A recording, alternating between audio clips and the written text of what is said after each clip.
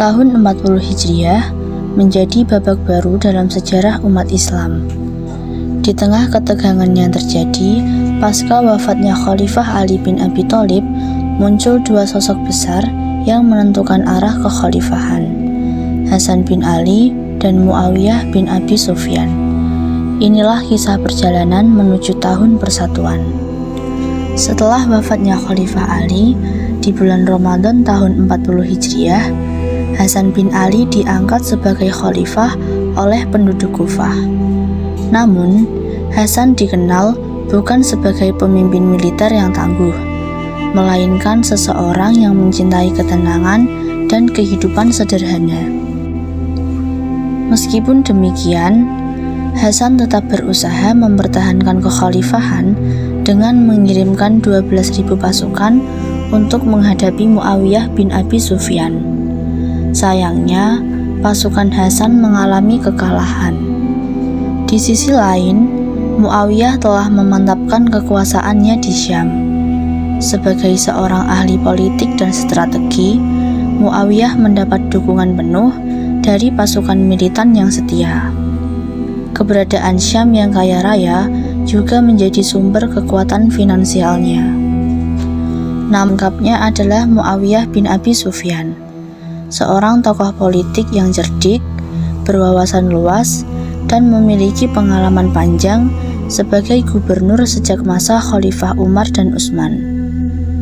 Hasan bin Ali menyadari bahwa melanjutkan perang hanya akan membawa lebih banyak kehancuran bagi umat Islam. Dengan bijaksana, Hasan menawarkan perdamaian kepada Muawiyah dengan syarat-syarat tertentu. Syarat-syarat tersebut antara lain, Muawiyah harus memerintah berdasarkan Al-Quran, Sunnah Rasul, dan kebijakan khalifah yang soleh, serta tidak mengangkat putra mahkota sepeninggalnya. Tahun 41 Hijriah dikenal sebagai tahun persatuan, saat umat Islam akhirnya bersatu di bawah kepemimpinan Muawiyah. Hasan sendiri memilih untuk hidup tenang di Madinah hingga wafatnya pada tahun 49 Hijriah. Setelah mendapatkan kekuasaan, Muawiyah mendirikan Daulah Umayyah, dinasti yang bertahan selama hampir 1 abad. Namun, untuk menjaga kekhalifahan tetap berada di tangan keluarganya, Muawiyah menciptakan sistem monarki, melanggar perjanjian awal dengan Hasan. Setelah berakhirnya era Khulafaur Rasyidin, sejarah Islam memasuki babak baru. Daulah Umayyah berdiri di bawah pimpinan Muawiyah bin Abi Sufyan, mencatatkan transformasi besar dalam sistem pemerintahan Islam. Muawiyah bin Abi Sufyan memulai pemerintahannya dengan langkah strategis, memindahkan ibu kota dari Kufah ke Damaskus. Kota ini menjadi pusat pemerintahan baru karena dukungan penduduknya yang loyal dan strategisnya posisi geografis. Muawiyah memperkuat pertahanan dengan membangun armada laut yang tangguh. Namun, ekspedisinya ke Konstantinopel pada tahun 668 sampai 669 Masehi gagal. Menghadapi pertahanan kokoh Bizantium dan bom Yunani yang mematikan. Menjelang akhir hayatnya, Muawiyah menunjuk putranya Yazid sebagai khalifah. Keputusan ini menuai kontroversi, terutama dari para sahabat Nabi seperti Husain bin Ali dan Abdullah bin Zubair. Pada tahun pertama pemerintahannya, Yazid menghadapi pembentrokan yang berakhir dengan tragedi berdarah di Karbala. Husain bin Ali, cucu Rasulullah, terbunuh bersama keluarganya, meninggalkan luka mendalam dalam sejarah umat Islam. Ketidakpuasan penduduk Madinah terhadap Yazid memuncak dalam pembentrokan. Pasukan Yazid membalas dengan menyerang kota suci ini, melukai kesakralan Madinah. Di tahun ketiga pemerintahannya, Yazid menyerang Mekah untuk menghadapi Abdullah bin Zubair yang mengklaim diri sebagai khalifah. Namun, serangan itu terhenti ketika Yazid wafat secara mendadak. Setelah Yazid wafat, kekuasaan Umayyah beralih ke tangan Marwan bin Hakam. Namun, pemerintahannya menghadapi tantangan berat dari Abdullah bin Zubair yang telah mendapat pengakuan luas. Marwan berhasil mengalahkan Arab Utara dan memperluas kekuasaan hingga Mesir. Namun, pemerintahannya yang singkat berakhir dengan kematiannya pada tahun 685 Masehi.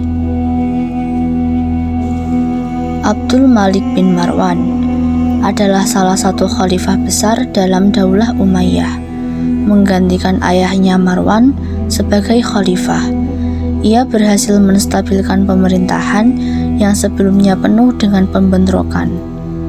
Salah satu langkah pentingnya adalah mengalahkan pembentrokan Abdullah bin Zubair di Hijaz dengan mengirimkan Hajjaj bin Yusuf sebagai panglima.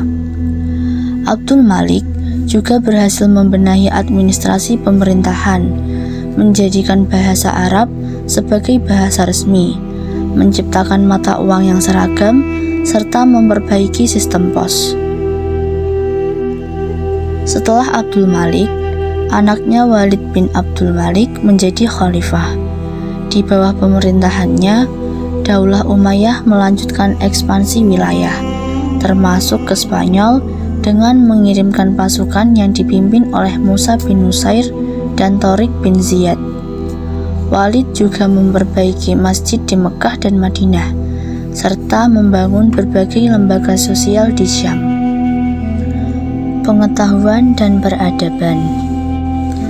Meskipun bangsa Arab pada awal masa Islam tidak memiliki tradisi ilmu pengetahuan yang besar, mereka mulai menyerap kebudayaan dan ilmu dari bangsa yang mereka taklukkan, seperti Persia. Pada masa Daulah Umayyah, ilmu pengetahuan agama seperti tafsir, hadis, fikih, dan kalam mulai berkembang.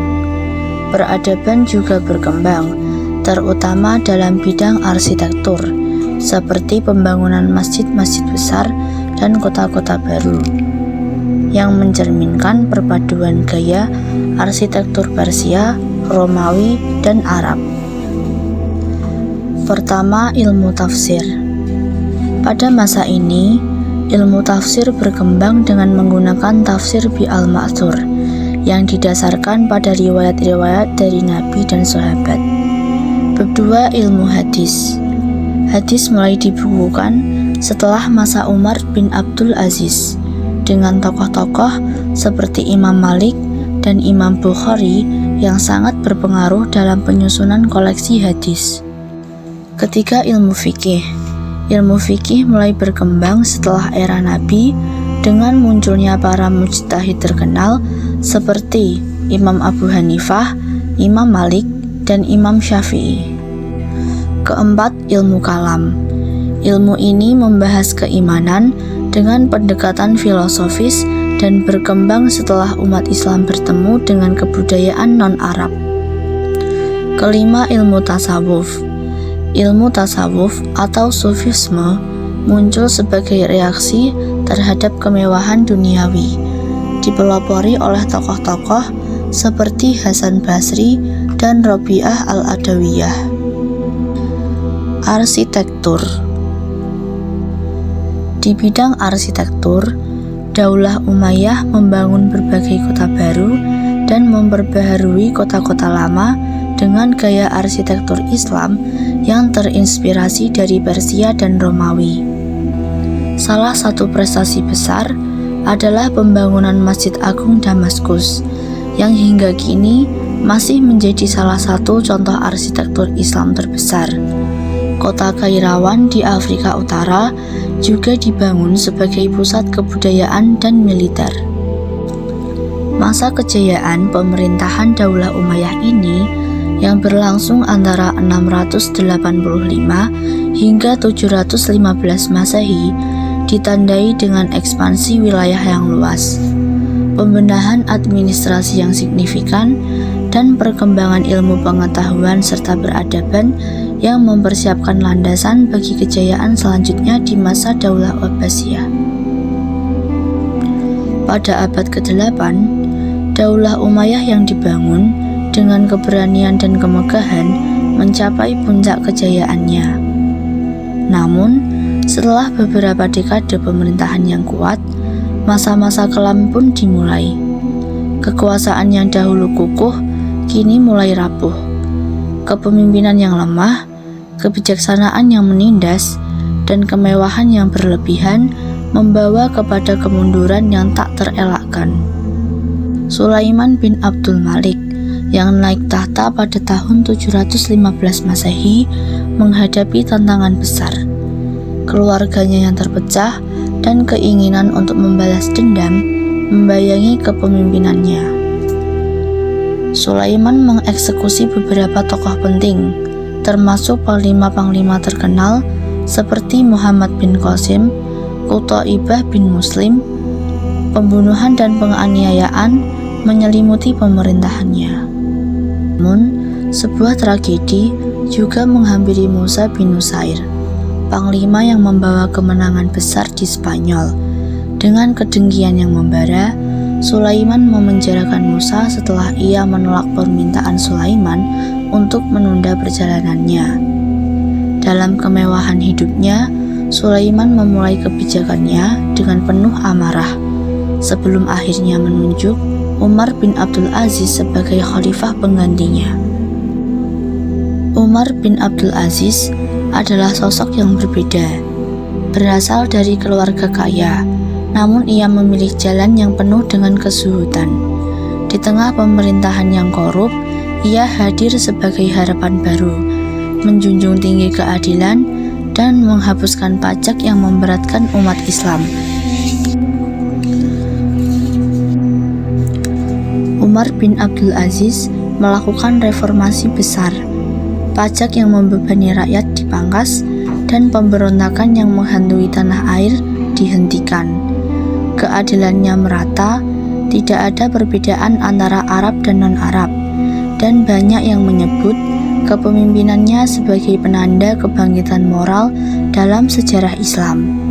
Namun, takdir berkata lain. Pemerintahan Umar hanya bertahan singkat, hanya 2 tahun 5 bulan, sebelum ia wafat dengan dugaan diracun oleh mereka yang tak senang dengan kebijakannya. Setelah Umar bin Abdul Aziz, Daulah Umayyah kembali jatuh ke tangan pemimpin yang lebih mementingkan kehidupan mewah, Yazid bin Abdul Malik, seorang khalifah yang lebih tertarik pada huru-hara, menggantikan Umar. Di bawah kepemimpinannya, harta Baitul Mal dikembalikan ke pemiliknya semula, mengakibatkan kemiskinan merajalela. Tanah yang sudah diberikan kepada umat kembali direbut, meninggalkan rakyat dalam kesengsaraan. Namun, ada juga khalifah seperti Hisham bin Abdul Malik yang mencoba memperbaiki keadaan. Di masa pemerintahannya, Hisham berusaha mengatur keuangan negara dan membangun infrastruktur untuk ekonomi, meski dalam keterbatasan. Tetapi, kebijakan baru mengenai pajak justru menambah beban rakyat, terutama kaum Mawali yang sebelumnya mendapat kemudahan pada masa Umar bin Abdul Aziz. Beban pajak yang tinggi menyebabkan pemberontakan besar dari kaum Mawali yang merasa ditindas. Begitu pula dengan kaum Syiah yang terus-menerus diburu dan dihukum oleh Hisham, meningkatkan ketegangan politik yang akhirnya menambah runtuhnya Daulah Umayyah. Marwan bin Muhammad, khalifah terakhir dari Bani Umayyah, berusaha keras mempertahankan kekuasaan. Namun, perpecahan yang mendalam antara berbagai kelompok, baik itu Khawarij, Syiah, maupun pemberontak dari wilayah lain, membuatnya tak mampu mengendalikan keadaan. Hancurnya struktur pemerintahan dan maraknya pemberontakan di seluruh wilayah menyebabkan Marwan terpaksa melarikan diri dan akhirnya terbunuh di Mesir. Ada berbagai faktor yang menyebabkan kejatuhan Daulah Umayyah. Ketidakmampuan para khalifah setelah Hisham, gerakan oposisi dari kaum Syiah yang tak terpuaskan, serta ketidakadilan yang dirasakan oleh umat Islam non-Arab. Semua menyumbang pada keruntuhan besar ini. Pemerintah yang kehilangan arah, ditambah dengan kemewahan dan kebejatan moral, tak mampu mengatasi gelombang ketidakpuasan yang terus meningkat. Seperti halnya kisah kekuasaan lainnya dalam sejarah, Daulah Umayyah harus menerima kenyataan pahit. Kekuasaan yang dahulu megah, kini runtuh oleh kebijakan yang buruk dan pemimpin yang tidak bijaksana. Namun, dari kehancuran ini, muncul peluang baru yang akhirnya membawa kebangkitan Daulah Abbasiyah, sebuah periode baru dalam sejarah Islam yang diwarnai dengan perjuangan dan perubahan. Kehancuran Daulah Umayyah mengajarkan kita bahwa kekuasaan yang besar sekalipun dapat runtuh bila tidak diimbangi dengan keadilan, kebijaksanaan, dan perhatian terhadap kesejahteraan rakyat. Itulah kisah dibalik kemunduran Daulah Umayyah.